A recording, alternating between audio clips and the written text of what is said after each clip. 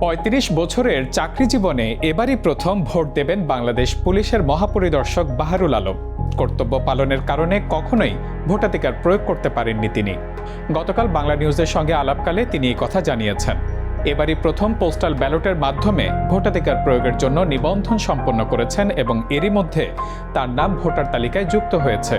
তার ভোটার এলাকা কিশোরগঞ্জ জেলায়। আইজিপি বাহারুল আলম জানান, অন্য জেলায় চাকরির কর্মব্যস্ততায় কখনো ভোটাধিকার প্রয়োগের সুযোগ হয়নি।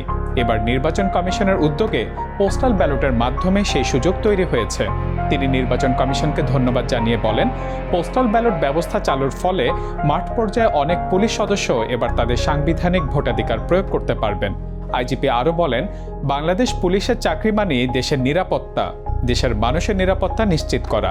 সে দায়িত্ব পালনের মধ্যেও ভোটাধিকার নিশ্চিত হওয়া একটি ইতিবাচক ও গুরুত্বপূর্ণ উদ্যোগ, যেটি আগে সম্ভব ছিল না। আগামী 12 ফেব্রুয়ারি অনুষ্ঠিত হতে যাচ্ছে ত্রয়োদশ জাতীয় সংসদ নির্বাচন।